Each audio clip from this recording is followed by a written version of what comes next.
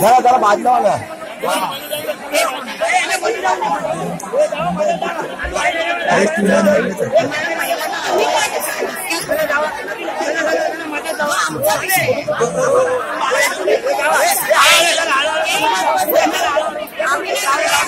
एक काम कर ना, इथे बसला हॅलो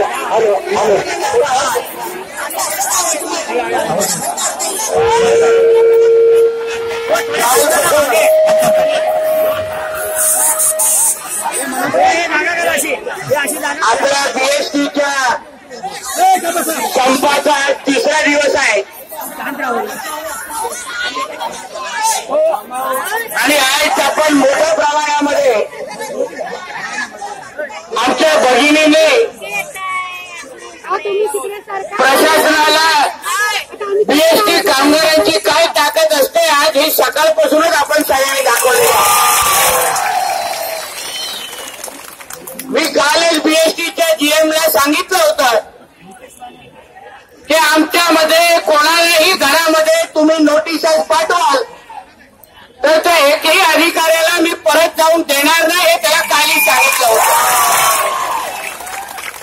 आम्ही काय कोणाचं भीक मागून मागत नाही आहे, आम्हाला आमच्या हक्काचं हवं आहे आणि जे काही वर्षापासून आमच्या सगळ्या मागण्या या बीएसटीच्या प्रशासनाकडे आहे तरी मला कळत नाहीये गेल्या 3 दिवसापासून या बैठकी घेण्याचे नाटक कशाला चालू ठेवलं हे मलाच कळत नाहीये।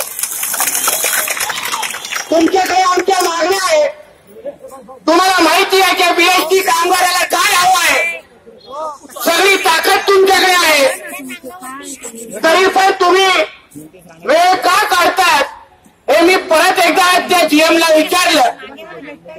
आमचा मुद्दा तेवढा आहे की मुंबईमध्ये ही परिस्थिती सुधारायची असेल, बीएसटी बसेस ह्या रस्त्यावर बघायच्या असतील तर आमच्या बीएसटीच्या प्रत्येक मागण्या तुम्ही मान्य करा आणि तरच आम्ही आता इथून हे संप मागे घेणार।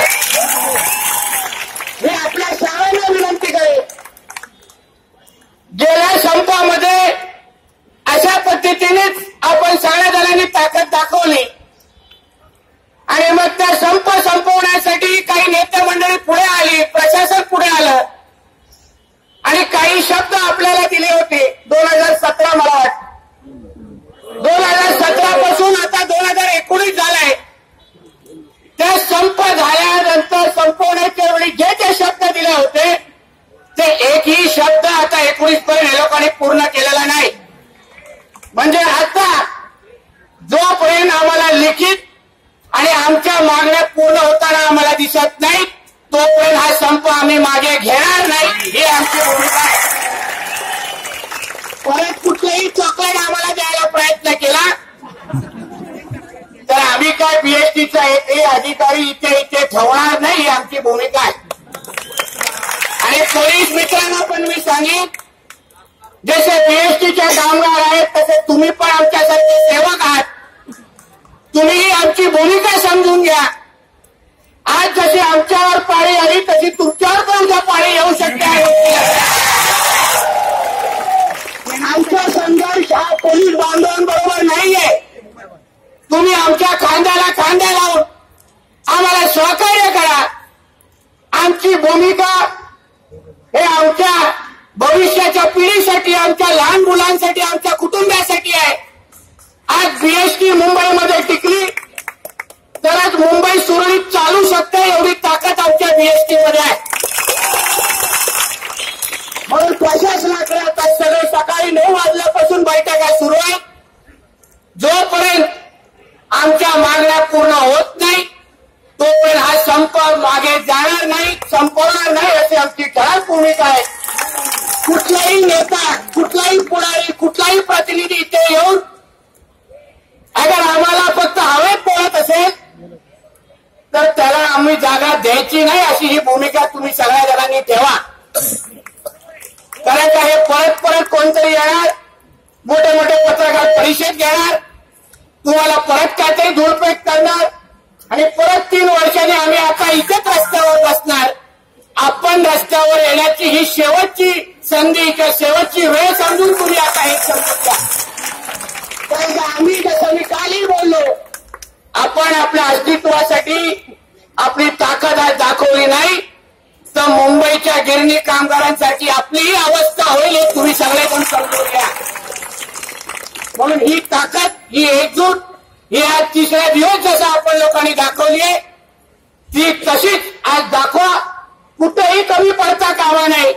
आणि आता तर महिलांनी नेतृत्व सांभाळले असल्यामुळे आता बीएसटी कामगाराला कोणीही थांबवू शकत नाही, कोणी थांबवू शकत नाही. म्हणून या माध्यमातून शासनाचे प्रतिनिधी कोण असतील, कोण आमचे व्हिडिओ फोटो काढत असतील, आमच्या मीडियातून कोण दाखवत असतील, आमच्यावर सगळी ताकद दाखवण्यापेक्षा, आमच्यावर सगळी मर्दानगी दाखवण्यापेक्षा शासनाकडे जावा. आमच्या मागण्या पूर्ण कशा होतील ते पहा. आणि एकदमच काय खात असेल तर माझ्यावर केस टाका. आमच्या कुठल्याही कामगारांवर केस टाकायची नाही.